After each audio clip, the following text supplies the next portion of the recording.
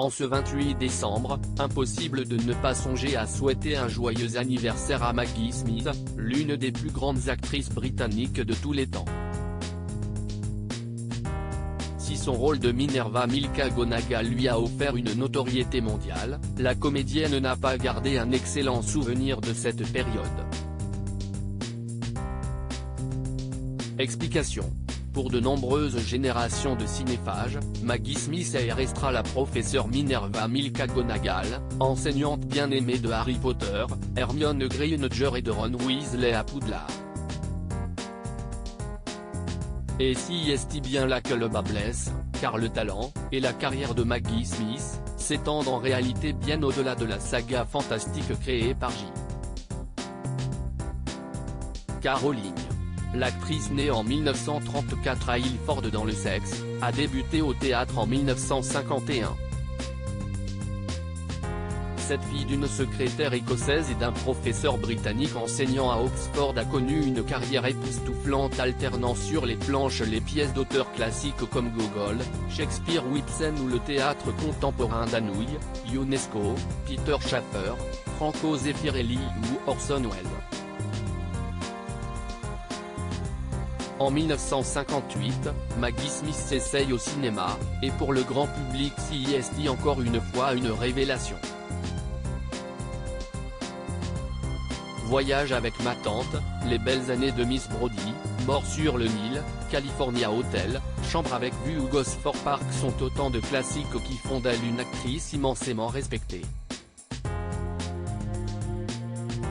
Pourtant Maggie Smith mange, dort, rêve théâtre, mais les rôles se font rares, alors elle se décide à accepter d'autres rôles comme celui de la mère supérieure plus vraie que nature dans Sister Act ou de cette professeure de métamorphose, directrice de la maison Gryffondor, et complice éternelle de Dumbledore dans Harry Potter. C'est vrai que vous pouvez vous transformer en chat? Un rôle en or? Pas pour la comédienne qui, comme pour celui de Violet Crowley dans Downton Abbey, s'est ennuyée sur les tournages. Selon elle, ces rôles ne lui ont laissé que peu d'espace créatif.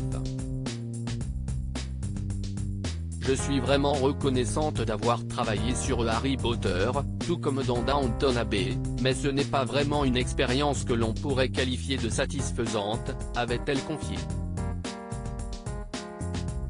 Je n'avais pas l'impression de vraiment jouer là-dedans. Je voulais refaire du théâtre, car c'est ce que je préfère, et je pense que j'ai délaissé cela, a confié l'actrice dans un entretien accordé au Evening Standard. Et d'ajouter, je voulais tellement revenir à la scène parce que le théâtre est fondamentalement mon médium préféré, et je pense que j'avais l'impression d'avoir laissé tout cela inachevé. Mais il n'y avait rien qui se présentait. Aucune amertume, toutefois, chez celle qui célèbre aujourd'hui son 88e anniversaire. La saga lui a permis de vivre de jolis moments en compagnie de fans très enthousiastes dont elle avait marqué l'existence.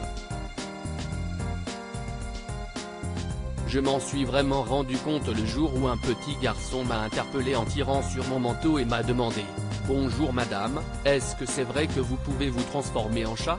J'ai joué le jeu en lui répondant que oui, et il a ensuite voulu que je lui fasse une démonstration et que je lui enseigne l'art de la métamorphose, pour impressionner ses copains à l'école. Ça m'a beaucoup amusé. En 2023, Maggie Smith sera Brunhilde Pomzel, l'ignoble secrétaire de Joseph Goebbels dans A German Life, l'adaptation d'une pièce du dramaturge Christopher Hampton. Il n'est jamais trop tard pour revenir à ses premières amours.